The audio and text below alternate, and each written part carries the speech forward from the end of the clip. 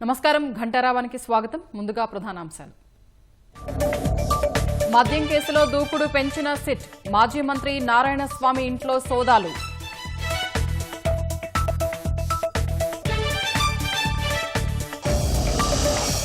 Urea కొరత లేకుండా చూడాలన్న సీఎం చంద్రబాబు. ఎరువులు దారి మళ్లిస్తే కఠిన చర్యలు తీసుకోవాలని ఆదేశం.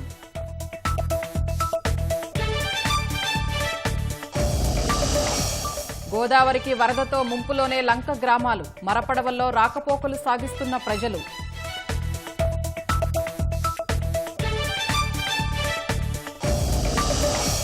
గోదావరి కావేరీ అనుసంధానంపై సంప్రదింపుల సమావేశం. పాల్గొన్న ఏపీ, తెలంగాణ, ఛత్తీస్గఢ్ అధికారులు.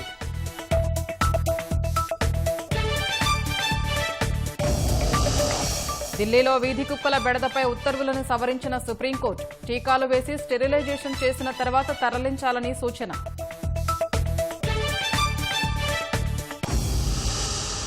ఢిల్లీలో వీధి కుక్కల బెడదపై గతంలో ఇచ్చిన ఉత్తర్వుల్ని సుప్రీంకోర్టు సవరించింది. వీధి కుక్కలను షెల్టర్లకు తరలించాలనే తీర్పులో మార్పు లేదన్న కోర్టు శునకాలకు స్టెరిలైజేషన్ చేసి టీకాలు వేసిన తర్వాత వాటిని విడిచిపెట్టాలని సూచించింది.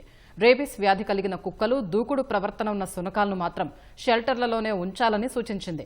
వీధి కుక్కలకు ఆహారం ఇచ్చేందుకు కొన్ని ప్రాంతాలను ప్రత్యేకంగా ఏర్పాటు చేయాలని మున్సిపల్ అధికారులను సుప్రీంకోర్టు ఆదేశించింది. కుక్కలకు వీధుల్లో బహిరంగంగా ఆహారం పెట్టవద్దని సూచించింది. శునకాలకు వీధుల్లో ఆహారాన్ని అందించే వారిపై చట్టపరమైన చర్యలు తీసుకోవాలని స్పష్టం చేసింది. వీధి కుక్కలకు సంబంధించిన కేసులన్నింటినీ సుప్రీంకోర్టుకు బదిలీ చేయాలని అన్ని రాష్ట్రాలు, కేంద్రపాలిత ప్రాంతాల పరిధిలోని హైకోర్టుల్ని ఆదేశించింది. ఈ అంశంపై తదుపరి విచారణను 8 వారాలకు వాయిదా వేసింది. కొండవీటి వాగు వరదతో రాజధాని అమరావతి మునిగిపోయిందన్న ప్రచారం శుద్ధ అబద్దమని మంత్రి నారాయణ స్పష్టం చేశారు. గుంటూరు జిల్లా మంగళగిరి మండలం కురగల్లు వద్ద కొండవీటి వాగును ఆయన పరిశీలించారు. రాజధాని పనులు చేస్తున్న సంస్థలు, అధికారులు పశ్చిమ బైపాస్ నిర్మాణంలో సరైన చర్యలు చేపట్టకపోవడం వల్లే నీరు నిలిచిందన్నారు. ఆ వెంటనే రోడ్డును తవ్వి నీటిని పంపించేశామని తెలిపారు. ఇప్పటికైనా అసత్య ప్రచారం మానుకోవాలని నారాయణ సూచించారు. ఏదైతే వెస్టర్న్ బైపాస్ రోడ్డు ఉందో అది 220 మీటర్లు లెంత్ లో కొండవీటి వాగు మీద బ్రిడ్జ్ కట్టారు. అండర్ కన్స్ట్రక్షన్, అంటే వర్క్ జరుగుతుంది, ఇంకా పూర్తి కాల. జరిగేటప్పుడు దాని కింద కంప్లీట్ గా మట్టి బ్లాక్ అయిపోయింది. క్లియర్ కట్ ఉండాలి. అంటే నెదర్లాండ్స్ వాళ్ళు డిజైన్ చేసినప్పుడు బ్రిడ్జ్ కింద 25 అడుగులు ఎత్తులో క్లియర్ గా ఉండాలి. వాటర్ దాంట్లో ఫ్లో కావాలి. అయితే 0. మొన్న ఏమైందంటే వాళ్ళు వర్క్ చేస్తున్నందువల్ల అది కంప్లీట్ గా ఊడిపోయింది. దానివల్ల నీళ్లు వెనక్కి దంటం జరిగింది. అయితే వెంటనే అధికారులు యాక్చువల్ గా దాని మీద చూసి రోడ్డును కట్ చేసి బైపాస్ చేశారు వాటర్ పోయేదానికి. అది చేయగానే వాటర్ని వినాయి. అంటే నిజాలు, రియాలిటీ ఏందో తెలుసుకోకుండా ఇష్టం వచ్చినట్టు దుష్ప్రచారం చేయటం కరెక్ట్ కాదు.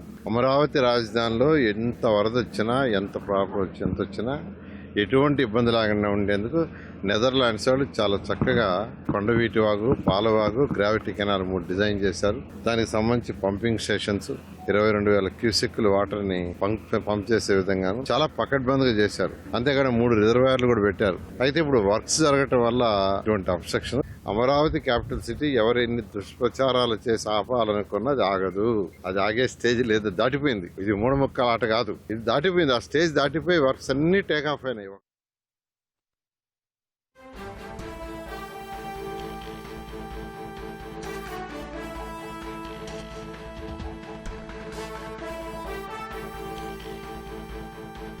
గోదావరి కావేరీ అనుసంధానంపై హైదరాబాద్ లో సంప్రదింపుల సమావేశం కొనసాగుతోంది. మరింత సమాచారం మా ప్రతినిధి రఘువర్ధన్ అందిస్తారు. రఘువర్ధన్, సమావేశం అజెండా ఏంటి? భేటీకి ఎవరెవరు హాజరయ్యారు?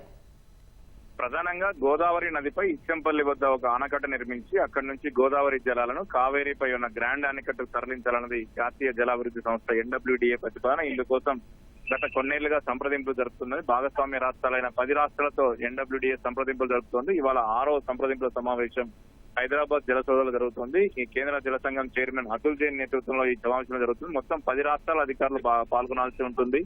తెలంగాణ, ఆంధ్రప్రదేశ్, ఛత్తీస్గఢ్, ఒడిశా, మహారాష్ట్ర, మధ్యప్రదేశ్, కర్ణాటక, తమిళనాడు, కేరళ, పుదుచ్చేరి రాష్ట్రాల అధికారులు ఇక్కడికి హైదరాబాద్ జల సౌధకు తెలంగాణ, ఆంధ్రప్రదేశ్, ఛత్తీస్గఢ్ అధికారులు హాజరయ్యారు. మిగతా వారు వర్చువల్ విధానంలో సమావేశానికి హాజరవుతాం. ప్రధానంగా ఛత్తీస్గఢ్ రాష్ట్రం వినియోగించుకునే 145 టీఎంసీలను ఇక్కడ నుంచి తరలించాలనే ప్రతిపాదన. దీనికి సంబంధించి ఆయా రాష్ట్రాలు తమ అభ్యంతరాలు అభిప్రాయాలను గతంలోనే తెలిపాయి. వాటిని ఎన్డబ్ల్యూడీఏ వాటిపై కసరత్తు చేస్తుంది. తాజాగా ఇటీవల తెలుగు రాష్ట్రాల్లో చోటు చేసుకున్న పరిణామాల నేపథ్యంలో ఈ సమావేశం కీలకంగా మారింది. పోలవరం పలకచెర్ల లింక్ ప్రాజెక్టు ప్రతిపాదించింది. దీన్ని తెలంగాణ వ్యతిరేకించింది. కేంద్ర జలశక్తి శాఖ మంత్రి వద్ద సమావేశం కూడా జరిగింది. ఈ నేపథ్యంలో అనుసంధానానికి సంబంధించి ఆంధ్రప్రదేశ్ ఒక ప్రతిపాదన, తెలంగాణ ఒక ప్రతిపాదన పెట్టిన నేపథ్యంలో వీటికి సంబంధించి ఇవాళ సమావేశంలో ఎన్డబ్ల్యూడీ ఆ రాష్ట్రాల అభిప్రాయాలపై ఏం చేస్తుందనేది కీలకంగా మారింది. అన్ని రాష్ట్రాల అభిప్రాయాలను పరిగణలోకి తీసుకుని సంప్రదింపుల తర్వాతే ఎన్డబ్ల్యూడీ ముందుకెళ్లనుంది. స్వప్న. ధన్యవాదాలు రఘువర్ధన్.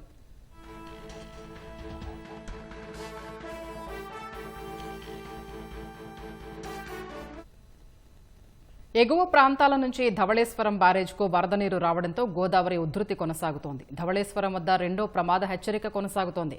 ఆనకట్టు వద్ద 14.10 అడుగుల నీటిమట్టం ఉండగా సుమారు 13.31 లక్షల క్యూసెక్కుల నీటిని సముద్రంలోకి విడుదల చేస్తున్నారు.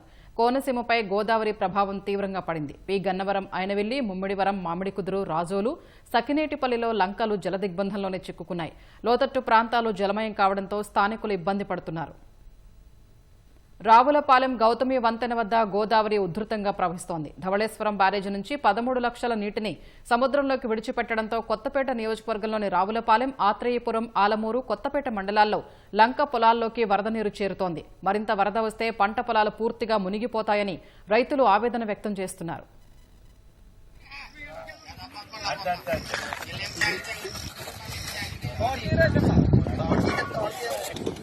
అంబేద్కర్ కోనసీమ జిల్లాలో వరద ఉధృతి కొనసాగుతోంది. ముక్తేశ్వరం వద్ద కాజ్వే పొంగి పొల్లడంతో లంక గ్రామాల ప్రజలు పడవలపై రాకపోకలు సాగిస్తున్నారు.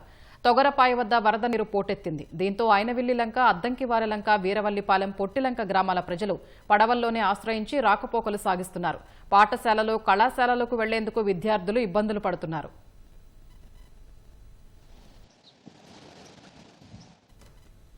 జి పెదపూడి లంక, బూరుగులంక, అరిగెలవారిపేట, ఉడుముడి లంక వద్ద వరద ప్రవాహం ఎక్కువగా ఉంది. కనకాయలంక, శివాయలంక గ్రామాల ప్రజలు మరపడవల్ని ఆశ్రయించి రాకపోకలు సాగిస్తున్నారు.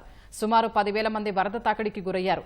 ఐనవిల్లి మండలం, వెదురుబీడం, మామిడి కుదురు మండలం, అప్పనపల్లి, పి గన్నవరం మండలం, శివాయలంక, నాగుల్లంక దిగువ ప్రాంతాలు జలమయమయ్యాయి. కాజువేలు కూడా వరద ముంపులో చిక్కుకున్నాయి. కోనసీమ జిల్లాల్లో గోదావరి వరదల పరిస్థితిపై వ్యవసాయ మంత్రి అచ్చెన్న సమీక్ష నిర్వహించారు. వరద ప్రభావిత ప్రాంతాలపై కలెక్టర్, ఎస్పీలతో చర్చించి సూచనలు చేశారు. వరద ముప్పు గ్రామాల్లో అధికారులు అప్రమత్తంగా ఉండాలని ఆదేశించారు.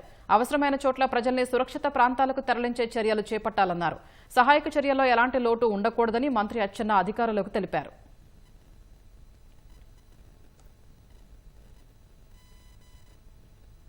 కృష్ణా, గోదావరి నదుల్లో వరద ప్రవాహాలపై సీఎం సమీక్ష నిర్వహించారు. అధికారులంతా అప్రమత్తంగా ఉండాలని ఆదేశాలు జారీ చేశారు. ఢిల్లీ నుంచి సీఎస్, డీజీపీలతో టెలికాన్ఫరెన్స్ నిర్వహించారు. ఎరువుల లభ్యత, సరఫరా, క్షేత్రస్థాయి పరిస్థితుల్ని సమీక్షించారు. కాకినాడ సమీపంలో గ్యాస్ లీక్ ఘటనపై ఆరా తీశారు. గోదావరి పరివాహక ప్రాంతంలోని లంక గ్రామాలు, పోలవరం ముంపు గ్రామాల ప్రజల్ని ఎప్పటికప్పుడు అప్రమత్తం చేయడంతో పాటు అవసరమైన ఏర్పాట్లు చేయాలని ఆదేశించారు. సమస్య వచ్చిన తర్వాత స్పందించడం కంటే అధికారులు ముందుగా జాగ్రత్తలు తీసుకోవాలన్నారు. ముందస్తు సన్నద్దతతో ప్రజలకు ఇబ్బందులు లేకుండా చూడాలని సూచించారు.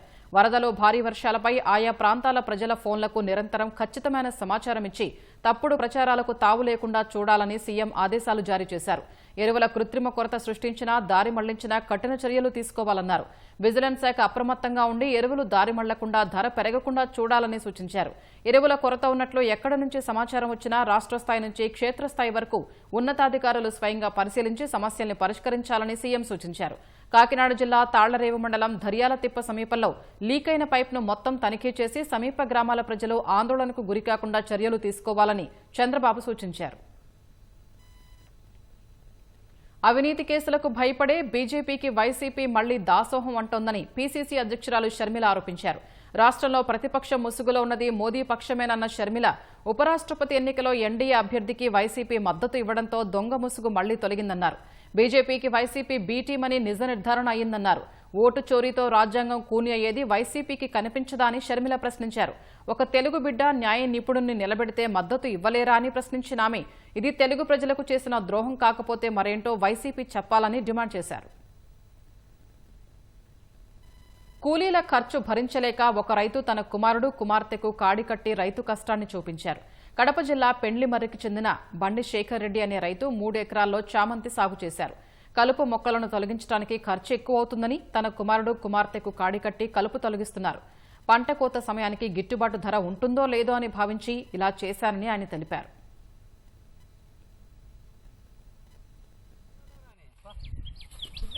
ఉద్యోగాలకి ఈ భూములను కూడా పెళ్లి చేస్తామని చెప్తారు. అదేదన్నా కష్టం చేసి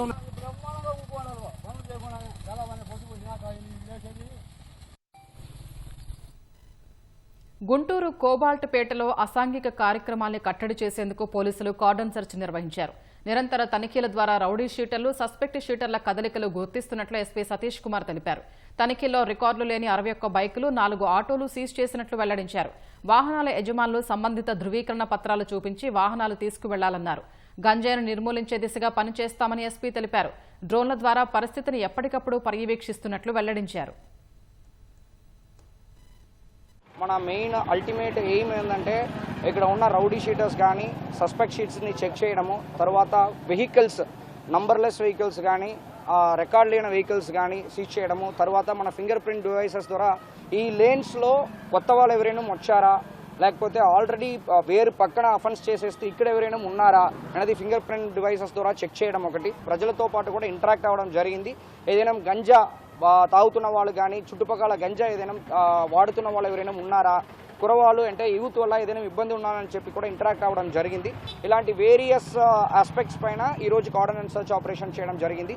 ఈ కోబాల్పేట ఏరియాలో టోటలీ 2 రౌడీ షీటర్లు, 13 సస్పెక్ట్ షీట్ ఉన్నారు. వాళ్ళని కూడా చెక్ చేయడం జరిగింది. దీంట్లో దాదాపు ఈరోజు 61 బైకుల వరకు మనం సీజ్ చేయడం జరిగింది. 4 ఆటో వరకు సీజ్ చేయడం జరిగింది. వాళ్ళు ఎనీ టైం వాళ్ళు పోలీస్ స్టేషన్లో ఇచ్చి వాళ్ళ బైక్ని తీసుకోవచ్చు.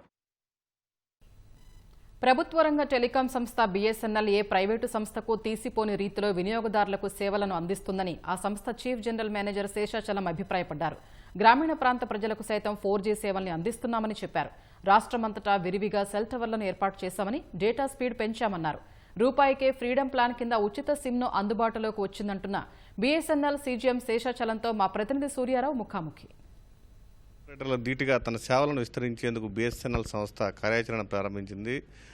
4G వంటి సేవలను ఇప్పటికీ అందుబాటులోకి తెచ్చిన సంస్థ మరిన్ని సేవలను ప్రజలకు అందుబాటులో తెచ్చేందుకు ప్రయత్నాలు చేస్తుంది. మనతో పాటు బీఎస్ఎన్ఎల్ సీజీఎం శేషాచలం ఉన్నారు. ఆయన అడిగి మరిన్ని వివరాలు తెలుసుకుందాం. సార్, బీఎస్ఎన్ఎల్ కొత్త తీసుకొచ్చే సేవలేంటి? అన్ని సేవల్లో కూడాను బీఎస్ఎన్ఎల్ అంటూ తన మార్క్ ఎప్పటి నుంచో చేయడం జరుగుతున్నది. Lease line services, special services దగ్గర నుంచి మామూలుగా ల్యాండ్ లైన్ సర్వీసెస్ కానీ, ఫైబర్ సర్వీసెస్ కానీ, తర్వాత మొబైల్ సర్వీసెస్ కానీ బీఎస్ఎన్ఎల్ ఇవ్వడం జరుగుతున్నది. ఈ మధ్యకాలంలో బీఎస్ఎన్ఎల్ 4G సర్వీసెస్ కూడా లాంచ్ చేయడం జరిగింది. అంతేకాకుండా FTTH సెగ్మెంట్లో కూడా బీఎస్ఎన్ఎల్ ఇటీవలే ట్రిపుల్ ప్లే సర్వీసెస్ కూడా లాంచ్ చేసిందండి. దీని ద్వారా ప్రతి కస్టమర్ కూడా ఇప్పట్లో ట్రిపుల్ ప్లే సర్వీస్ అఫోర్డబుల్ రేట్లు తీసుకోవడానికి ఆస్కారం ఉంది. వీటన్నిటిని ఇంట్రడ్యూస్ చేసిన తర్వాత డెఫినెట్గా ఇదొకటే కాకుండా ఫ్రీడమ్ ఆఫర్ అని చెప్పి 1 రూపీతోని మనకి నెల పొడుగుట outgoing free, 2 GB per day free data, plus మనకి SMS కూడా 100 SMS ఫ్రీతోని బీఎస్ఎన్ఎల్ ఆఫర్ చేయడంతో చాలామంది కస్టమర్లు పర్టికులర్ స్కీమ్ తీసుకొని వాళ్ళు యూజ్ చేస్తున్నారండి. నెక్స్ట్ మంత్ వాళ్ళకి కావాల్సిన ప్లాన్ దాంట్లో వేసుకుంటారు. మిగతా ప్రైవేట్ ఆపరేటర్లతో పోల్చి చూస్తే డేటా స్పీడ్ పెంచడానికి మనం ఎలాంటి చర్యలు తీసుకుంటాం? ఇప్పుడు మీరు చూసారంటే బీఎస్ఎన్ఎల్ చాలా కాలం తర్వాత 3G నుంచి 4G వచ్చిందండి.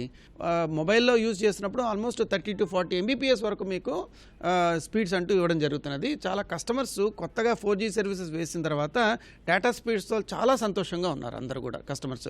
మాకు టోటల్గా టీబీ చూసుకుంటే ఇంతకుముందు 150 టీబీ నుంచి రోజుకి ఇప్పుడు 333 టీబీ వరకు పెరిగింది. అంటే ఆ విధంగా కస్టమర్లు ఎన్రోల్ కూడా అయ్యారు. ఆ విధంగా కస్టమర్లు యూజ్ కూడా చేస్తున్నారు mobile data services. Cell towers ఇంతకుముందు ఉన్న 3G టవర్స్ అన్నీ కూడా 4G కింద అప్గ్రేడ్ జరిగిందండి. ఇప్పుడు 4088 టవర్స్ మనం అప్గ్రేడ్ చేస్తూ 4G సర్వీసెస్ అంటూ మనము ఇవ్వడం జరిగింది. ఇదే కాకుండా 600 టవర్స్ వరకు కొత్తగా టవర్స్ మనము వాటిని ఐపీ దగ్గర నుంచి తీసుకోవడం లేకపోతే మా సొంతంగా తీసుకురావడం కానీ జరిగింది. ఇవన్నీ కాకుండా మనకి ఆల్మోస్ట్ 1370 టవర్స్ వరకు మన శాచ్యురేషన్ ప్రాజెక్టులో మనకి బీఎస్ఎన్ఎల్కి ఇచ్చిన అవకాశంతో మనం ఈ టవర్స్ అన్నింటినీ తీసుకొచ్చి విలేజెస్ అన్నింటిలో కూడాను ఆల్మోస్ట్ 2500 విలేజెస్ వరకు మనకు సర్వీసెస్ ఇవ్వడం జరిగిందండి. 400 రూపాయలకి ట్రిపుల్ ప్లే సేవలు తీసుకుని నెట్ కానీ ఫోన్ కానీ అలాగే ఓటీటీ సేవలు కానీ వీటి ప్రత్యేకత ఏంటి? ఇది చాలా వినూత్నమైన పథకం అండి. ఏపీ టెలికాం సర్కిల్ బిఎస్ఎన్ఎల్లో మనం ఇప్పుడు 15th ఆగస్ట్ సందర్భంగా మనం లాంచ్ చేశాము.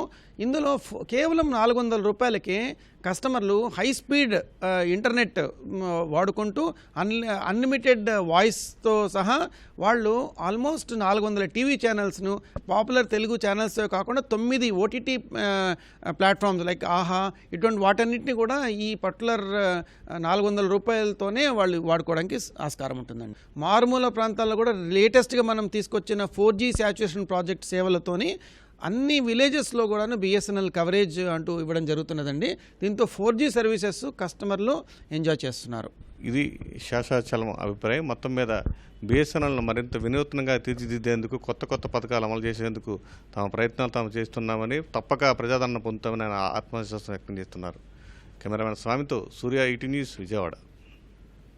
పార్లమెంటు భవనం వద్ద మరోసారి భద్రతా వైఫల్యం బట్టబయలైంది. ఈ ఉదయం 6:30 ప్రాంతంలో ఓ చెట్టు ఎక్కిన గుర్తు తెలియని వ్యక్తి అక్కడి నుంచి ప్రహరీ గోడపైకి చేరుకుని పార్లమెంటులోకి ప్రాంగణంలోకి దూకేశాడు. ఇది గమనించిన భద్రతా సిబ్బంది వెంటనే అతన్ని అదుపులోకి తీసుకుని పోలీసులకు అప్పగించారు.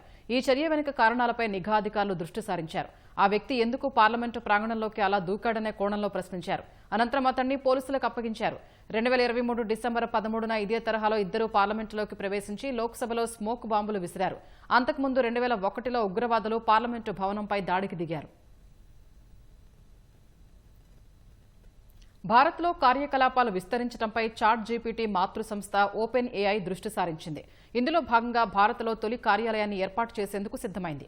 ఈ ఏడాది చివరికల్లా ఢిల్లీలో కార్యాలయాన్ని ప్రారంభించనున్నట్లు OpenAI CEO Sam Altman ప్రకటించారు. భారత్లో చాట్ జీపీటీ వినియోగం గణనీయంగా పెరగడంతో ఈ నిర్ణయం తీసుకున్నట్లు తెలిపారు. భారత్లో ఏఐకు అద్భుతమైన అవకాశాలు ఉన్నాయని, గ్లోబల్ ఏఐ లీడర్గా ఎదిగేందుకు అవసరమైన అన్ని అంశాలు న్యూఢిల్లీకి ఉన్నాయన్నారు. ప్రతిభ, ప్రపంచ స్థాయి developer system, India AI mission ద్వారా బలమైన ప్రభుత్వ మద్దతు లభిస్తోందన్నారు. భారత్లో తొలి కార్యాలయాన్ని ప్రారంభించి స్థానిక టీం ఏర్పాటు చేసి కృత్రిమ మేధను మరింత అందుబాటులోకి తెస్తామన్నారు. చాట్ జీపీటీకి అమెరికా తర్వాత రెండో అతిపెద్ద మార్కెట్గా భారత్ ఉన్నట్లు నివేదికలు చెబుతున్నాయి. అంతరిక్షం నుంచి భారత్ ఎలా కనిపిస్తుందో తెలిపే టైం ల్యాప్స్ వీడియోను భారత వ్యోమగామి శుభాంశు శుక్లా సామాజిక మాధ్యమాల్లో పంచుకున్నారు. అంతర్జాతీయ అంతరిక్ష కేంద్రం హిందూ మహాసముద్రంపై దక్షిణం నుంచి ఉత్తరం వైపుగా కదులుతున్నప్పుడు భారత తూర్పు తీరం మీదుగా పయనించినట్లు శుక్లా వివరించారు.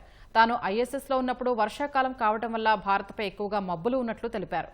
అయినప్పటికీ భారత్కు సంబంధించిన కొన్ని చిత్రాల్ని తాను తీయగలిగినట్లు వివరించారు. రష్యా చమురు కొనుగోలు చేస్తుందన్న కారణంతో భారత్పై అమెరికా విధించిన 25% అదనపు సుంకాలు ఈ నెల 27 నుంచి అమల్లోకి రానున్న వేళ వైట్ హౌస్ వాణిజ్య సలహాదారు పీటర్ నవారో కీలక వ్యాఖ్యలు చేశారు. ఈ గడువును ట్రంప్ పొడిగిస్తారని తాను ఆశించడం లేదని పేర్కొన్నారు. గతంలో ట్రంప్ ప్రకటించినట్లుగా వచ్చే వారం అదనపు సుంకాలు అమల్లోకి వచ్చే అవకాశం ఉందన్నారు. సుంకాల్లో భారత్ను మహారాజుగా పేర్కొన్న ఆయన అమెరికా ఉత్పత్తులపై ఇండియా టారిఫ్లు భారీ స్థాయిలో ఉన్నాయన్నారు. ఆ దేశంతో వాణిజ్య లోటు కూడా అధికంగా ఉండటం వల్లే ఇండియాపై సుంకాలు విధించామన్నారు. రష్యా నుంచి చమురు కొనడం ద్వారా లాభదాయక కార్యక్రమాన్ని భారత్ కొనసాగిస్తోందని ఆరోపించారు.